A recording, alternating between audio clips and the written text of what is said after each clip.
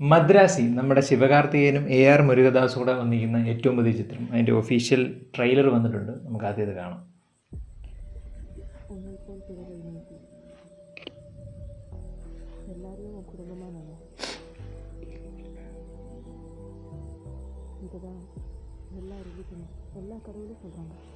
ഓ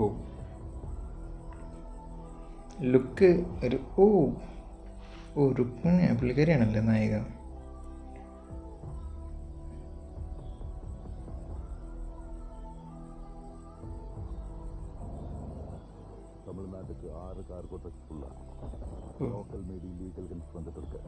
നമ്മുടെ ബിജു പുള്ളിക്കാരൻ. AR Murugadas film.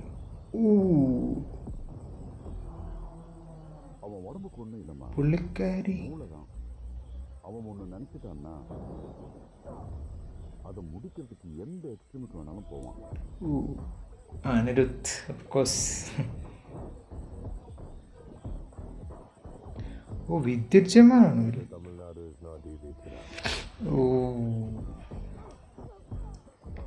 நான் சொன்ன மாதிரி அந்த மாலத்திய துண்டு துண்டா வெட்டி செதைச்சிருவேன்.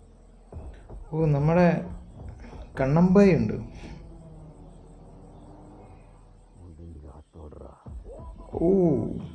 ഞാനോർത്ത് ആ ഒരു സീൻ ഞാൻ വെയിറ്റിംഗ് പറയാൻ പറ്റും.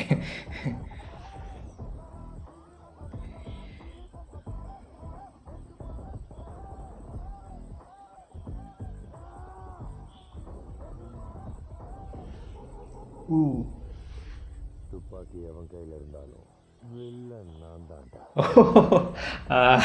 അത് കിടിലൻ സാധനമായിരുന്നു. നല്ല റെഫറൻസ്.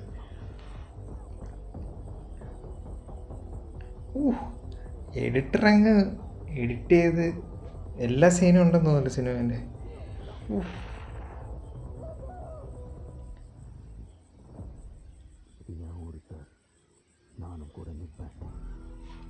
സെപ്റ്റംബർ 5 ഓണമായിട്ട് ഇപ്പോഴും ഉണ്ടല്ലേ.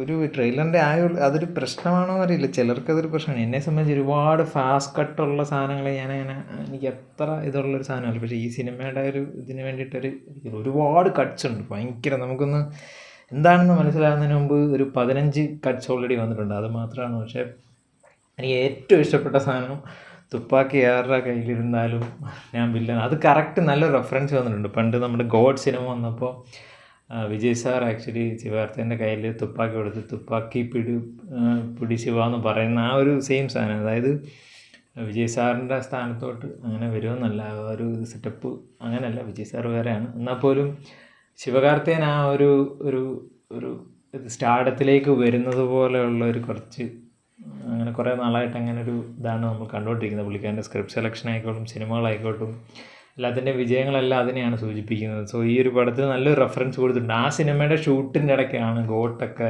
ആക്ച്വലി ഷൂട്ട് ചെയ്തുകൊണ്ടിരുന്നത്. സോ എനിക്ക് തോന്നുന്നു അത് തന്നെ ആയിരിക്കും ഇവിടെ യൂസ് ചെയ്തത്. അതെനിക്ക് ഭയങ്കരമായിട്ട് ഇഷ്ടപ്പെട്ടു. ഈ ആകെയുള്ളൊരു എനിക്കൊരു പേഴ്സണലി ഫീൽ ചെയ്തത് ഒരുപാട് ഇതായിട്ടുള്ളൊരു വിഷ്വൽ കട്ട് ചെയ്തങ്ങ് ഇതാക്കിയിട്ടുണ്ട്. ബട്ട് അത് ഈസിയാണെന്നല്ല, പക്ഷെ എനിക്കങ്ങനെ അത്ര കട്ട്സിൽ പോകുന്ന എനിക്ക് അത്ര പേഴ്സണലി ഇഷ്ടമുള്ള ഒരാളല്ല. അതുകൊണ്ട് പറഞ്ഞാണ്.